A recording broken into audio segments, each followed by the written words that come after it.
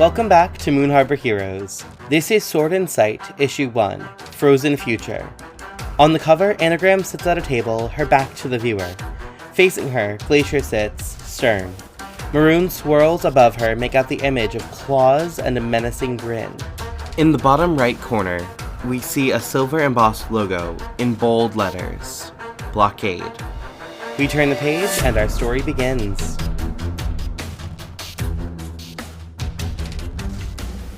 So, we start with Anagram alone first.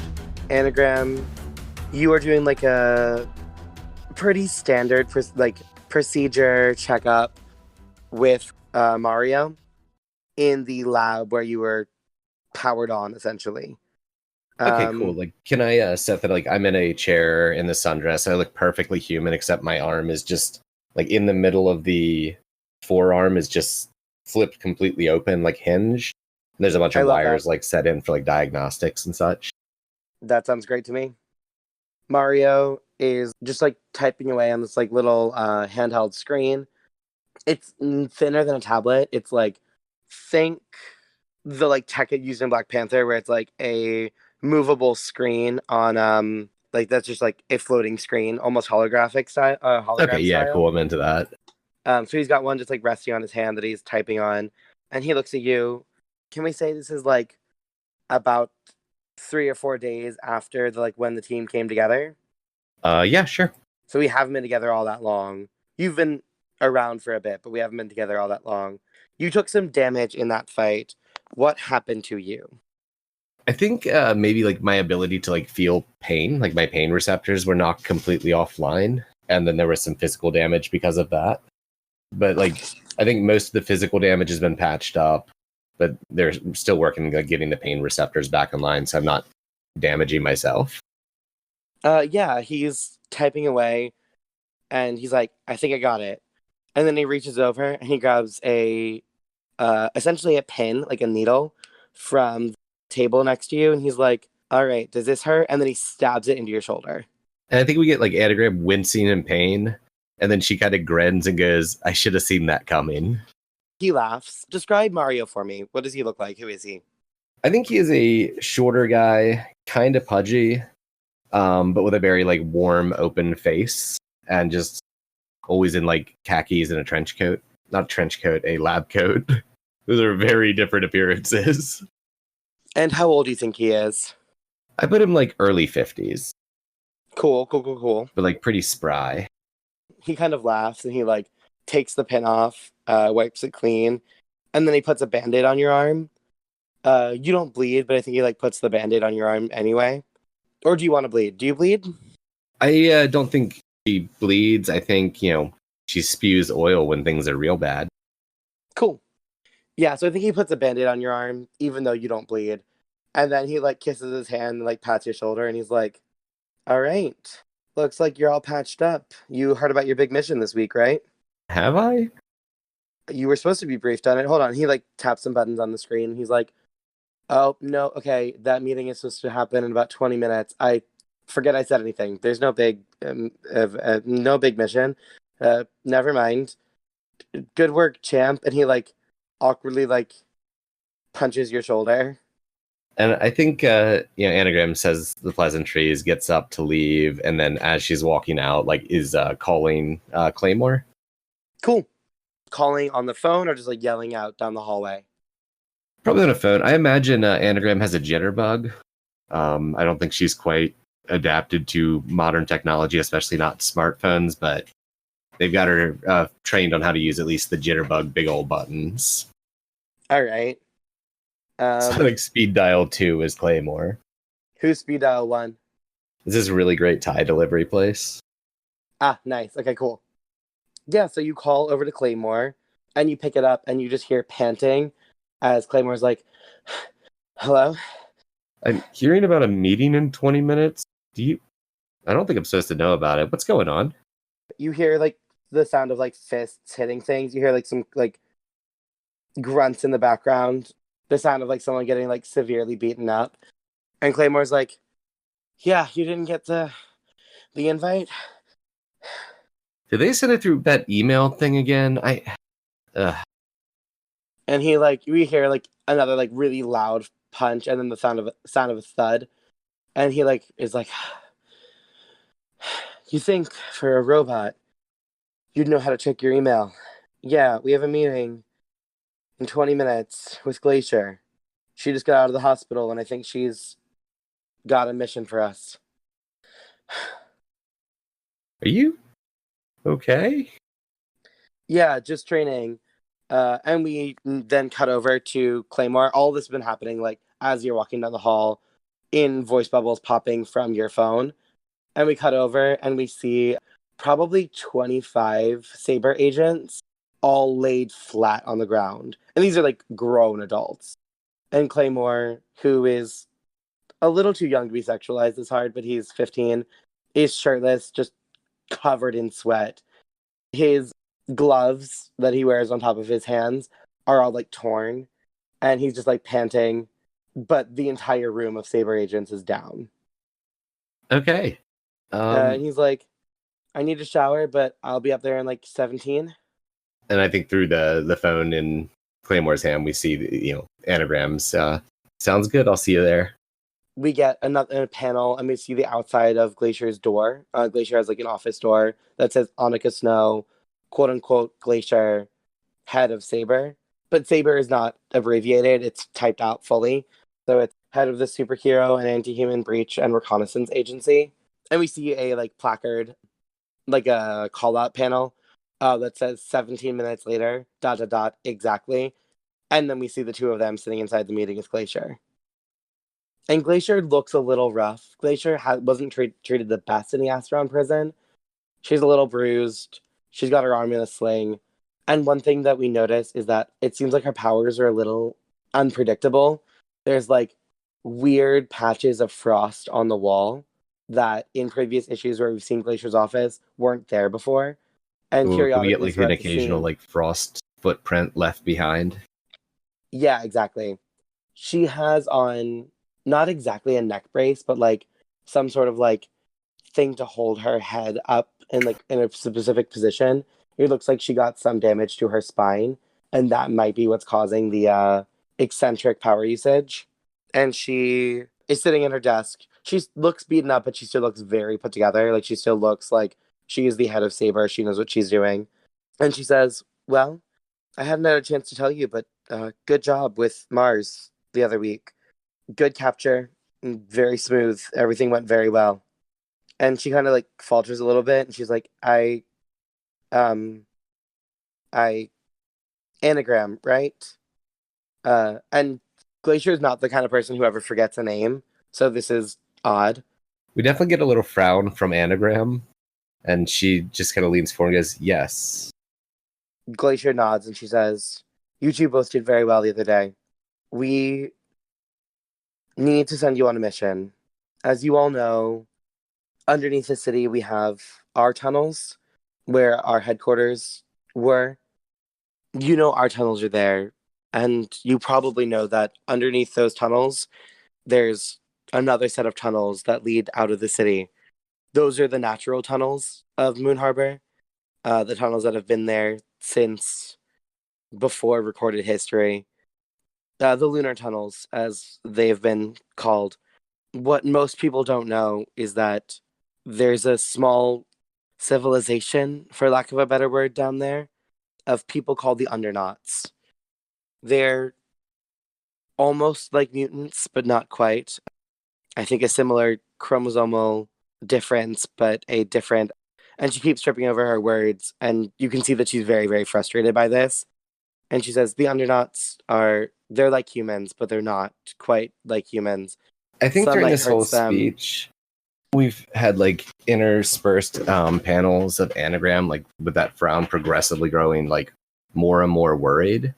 And then I'd like a panel where Anagram like kind of leans forward and like tilts her glasses up off of her face, like off of her eyes, and like looks at Glacier. And I want to try to like see the future progression of this injury. Yeah, so is that an assessment situation or is that a unleash your powers? I'm not sure. It depends. I think it What are kind you of trying to get out of depends. it? I'm trying to figure out what, like, if this is going to cause long-term damage. I'm going to say that's an unleash your powers then. So why don't you go ahead and unleash your powers for me? Okay. And I think this is the first time we've seen Anagram do this, like through her vision as she's lifting the glasses. Like we get a panel where they're halfway up and we just see like all these ghostly images of all these future possibilities.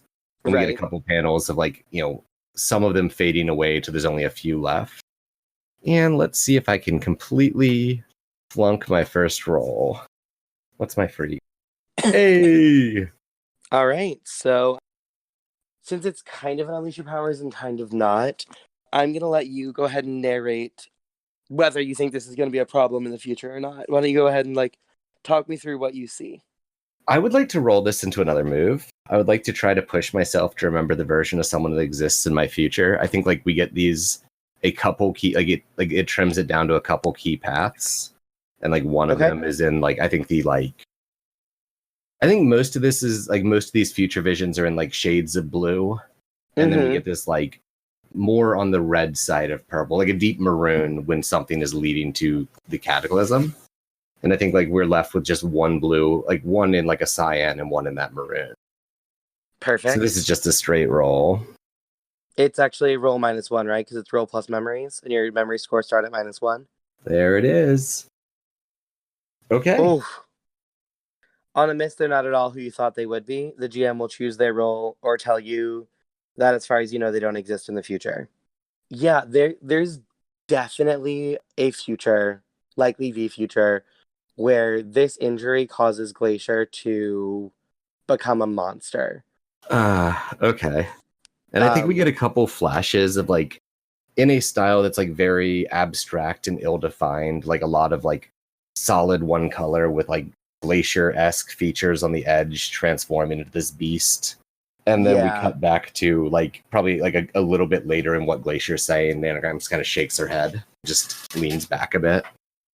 Absolutely. Okay. Glacier for a second, that's such a cool move. Isn't it? So Glacier gains influence over me, so they should probably just immediately shift my labels. Great. I think that Glacier is talking to you all like your kids and like you don't really know anything. So I think it's going to shift your mundane up and your savior down. Okay, cool. Glacier has finished talking to you about the Undernauts, who they are. We now know that there is a city underneath the ground, underneath the tunnels, or in the tunnels, known as the City of Fracture, where there is the Fracture Field Mines. The Fracture Field Mines is a vaguely industrialized city. There are definite mechanized pieces to it, but it's way behind in terms of progression. You know that there is a crime syndicate in the Fracture Field Mines, maybe run by the Midtime Mutant Mobsters, we're not sure. And they sell their toxic crystals. They're crystals, they're not inherently toxic, but something that is being done to them makes them toxic. And they sell them it's a drug called the Rainbow Howler. I think that we get a cutaway panel as Glacier's describing this. It looks like super, super dim lighting with kind of accentuated lines. So it looks like almost Daredevil style, like the Daredevil, the way he sees, quote unquote, in that red outline bit. We see a whole panel showing what the city looks like as we get this these text bubbles over top of telling you what is happening. And then we cut up and we see the primary building, which is an old windmill. About 100 years ago or so, there was a landslide / sinkhole, and this windmill fell into the tunnels. So it was a windmill that had been outside the city. It has since been built over, and the ground has been covered up. But this windmill is kind of the headquarters of the Undernauts. It was one of the windmills with fabric on it, so the fabric is all eroded and weathered and torn. And then we cut inside the windmill where we see the head of the Undernauts, whose name is Dirk McLean. Dirk McLean. Dirk McLean, who does have a supervillain name, who goes by Spartacus. Oh, I like that. We see Spartacus sitting on it's definitely a throne. It is a regal throne, but it's a regal throne that is rotted and eroded, and there are spider webs running out the back of it. And Glacier says, "We need someone to go talk to Dirk Dirk used to be a citizen of our world and then decided to take over the Undernauts. Spartacus and us have an agreement that we will not intervene in the ways of the Undernauts, and they will not intervene in our ways. But the only way for us to get people out of Moon Harbor, should the Asteron invasion go poorly, is through these tunnels. These are the only way out that the Asterons are not currently occupying. So, I think that we need someone to go talk to Dirk and try to renegotiate this treaty. Anagram just kind of leans forward a little bit and says, I mean, if this blockade gets as bad as it could, it's not going to be good for them either. I'm sure we can make him see reason. And then we get a panel as Glacier is talking where we see the pit. The pit is a tunnel slash pit in the fractured city, right by fracture field mines. And it's just a drop. No one knows what's at the bottom of it. It is an endless drop. And we see Dirk holding a just kind of generic figure, not specified figure, over the tunnel. Then we get a close up on Dirk's face, and then we see Dirk dropping this person. And then we see Dirk say his famous motto, I will never see reason no matter the circumstances. I was going to have Glacier say, I don't know that reason is necessarily Dirk's strong suit. And that's when we see the person drop. Excellent. She looks at the two of us and she says, we thought it would be best to send someone who Dirk doesn't already know, who wouldn't necessarily be immediately seen as a threat when they arrived. And I think Glacier's eyes at this point linger on Claymore just long enough for that to be shifting Claymore's labels. Cool. And I think that is lowering danger and raising mundane. Spectacular. Nothing like a -2 on danger right before we go into a fight. Good old mom. Thanks, Mom. We turn the page and we open on the same shot of the Saber HQ, the one that is under the city. It is pretty desolate at this point. After the attack from the Asterons, a lot of things have been moved from there. There's not a lot that is left currently. A lot of people have been moved to auxiliary headquarters, etc. So it's pretty quiet. The entire domed tunnel area is lit in this very pale light coming from one or two emergency lights on inside the building. And then we pull back a little bit more and see the two of us standing on the edge of this clearing. We then walk past the clearing, past the headquarters itself, and behind the headquarters is what looks like a storage shed, and we step inside. I think I'm probably in the lead of this moment, probably taking the navigation here. And Anagram is kind of hanging back a bit, from other experiences with her. She tends to be energetic and out in front, but she's just been kind of a bit downtrodden throughout this walk, very low energy. I don't think we've been talking a lot. I think that we're both pretty in our heads at this point. We get to the storage shed, open it up, and it is generally just filled with shovels and lawn equipment. We go over and there's a rack of tools on the wall, hammers, screwdrivers, etc. I take one of the hammers and I twist it, and then I pull it, and it slides off the wall and open. The whole rack of tools slides off the wall and open. And behind that is a combination pad to type in a combination. Type in a combination, and then the entire floor of this shed just starts to slowly lower. We notice that there's actually nothing stored on the floor. Everything is on shelves or on the wall. And so the floor sinks away and the paraphernalia that is inside remains above us. It's actually kind of a really cool effect. The shelves are clearly attached to the wall and not to the floor. And the floor begins to sink, and we're in this very large elevator, very dark elevator, sinking down into the tunnels below the city.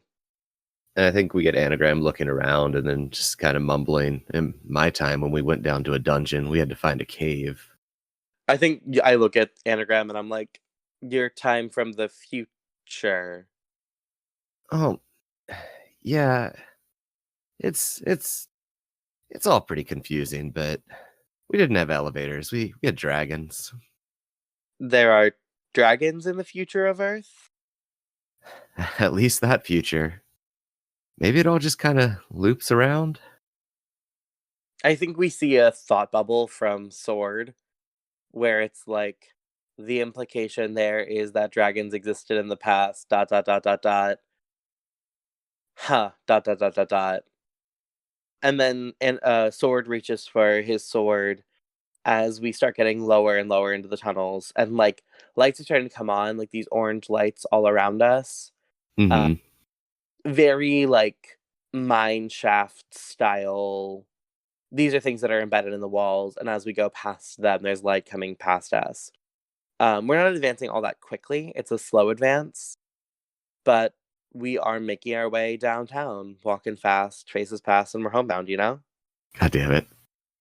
Sorry. It's fine. So yeah, we make it to the bottom of the mine shaft. Oh, I don't think, going back a second, Sword does not grab his sword. Sword like clicks his sword on. At that click, I think Anagram, like, we get a pan of Anagram looking at the sword and then, like, looking at her own hand. And I think it, like, the plates that make up the very realistic looking flesh, like, separate a little and we see some of the internals. And she sighs and goes, It's kind of amazing, though. I mean, in the future, none of this is possible. Kind of gesturing at Claymore's hands and herself. And I think I'm sharing a tale of future loss with someone, which is one of my team moves. Cool. What is the trigger for that, or what does the move say? When you share a tale of future loss with someone, ask them if they think you have the ability to avert that loss. So she kind of looks at it all and sighs and just goes, I haven't talked much about the calamity, but I have to stop it. Do you think I can? The sword looks at Anagram and very like stone faced says, I wouldn't be here if I didn't. Okay, if they do, I mark potential and give them influence over me. I think I already have influence over you. Yeah. So Uh, shift and labels. I think I'm gonna shift superior up and danger down. Okay, cool. And she smiles and goes, Damn, I'm glad I found you. Can we when the elevator gets to the bottom? Before we do that, I kind of look and I'm like, well, you didn't really find me, Saber. You know what? I'm glad I found you too. And then I I like like that. click off my other hand, and click on a flashlight as we get down to the bottom of the tunnel. Okay, cool. These tunnels are very open and very like they're pretty tall tunnels. They're a little bit longer, a little bit more like we can't see all the way down them. And running along the tunnels, inset in the stones are these like glowing green crystals that grow up almost like mushrooms, like the way they like grow from the ground looks very organic. And as we step in, I'm like, careful, don't touch those are poisonous. Or they're pretty intense hallucinogenic. So don't, you know, inhale too deeply. She kind of leans in, probably a little bit too close, and goes, My systems are pretty organic in function, but I don't know if they'll affect me, so I'll avoid them. I think I like the next panel is me putting my hand on your shoulder, the flashlight hand, which I think is like still looks like fingers, but they have like lights on the end of each finger. And I like grab your shoulder and pull you back, and I'm like, then avoid them. Come on, let's keep going. Yeah, I spin and follow. And as the dark settles in, Anagram gets a couple like can we get like interjections of like memory panels of the like maroon monstrous glacier as it's like starting to come back into Anagram's mind? Mm-hmm. And then like we've been walking along for a bit, and I think Anagram just goes, hey, Claymore, if you knew something real bad could happen, but it would hurt the people you were hiding it from, should you tell him? I look at Anagram And I narrow my eyes. And I'm like, I think it depends. I think if you can stop it, you don't have to tell them. But if you can't, maybe you should. But it also depends on how bad it is. Why? What are you thinking about? She kind of shrugs a bit and goes, I don't think I know enough to talk about it yet. I've just caught some hints around the headquarters. Saber headquarters? Yeah, future stuff. Like I said, I'm not sure of anything yet. Well, whatever it is, you can count on me to be there to help. And I think I'm gonna comfort and support there. Okay. That is a 7. She gets a small smile and goes, thanks. Something big's coming. I don't want to talk about who yet. I need to be sure before I say anything and get anything moving, but there's big changes coming. The sword nods. Would you consider that opening up? I think so, yeah. Okay. The sword nods, and I think there's a panel of silence. And we get like a pulled back panel with just the two of them small in this giant, tall cavern area. Like, I think the page is mostly dark, fading into light as we get a little bit closer to sword and anagram. And they take up probably like a 10th of the page. Like, it is very like we are very isolated in this moment. Yeah, I like that a lot. And then I think the next panel is that same panel, but above anagram, you can see the like faintest outline of the maroon glacier monster. Nothing defined, just like maroon lines in the shape of something like bestial. Yeah, I like that a lot. Moon Harbor Heroes is produced by Anthony Sheets and TP Huth and edited by Anthony Sheets. Anthony can be found on Twitter at Icy New Year or at icynewyear.com.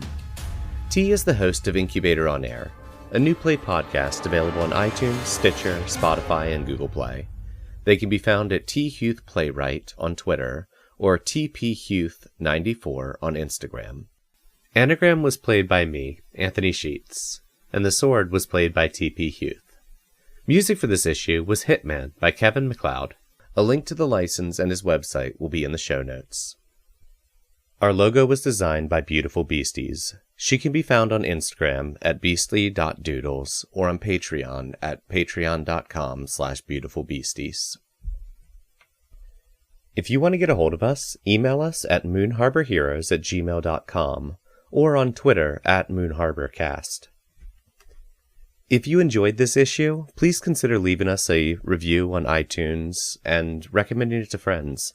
Word of mouth is really the best way for us to bring these stories to more people. And thanks for helping us save the world. We'll see you next issue.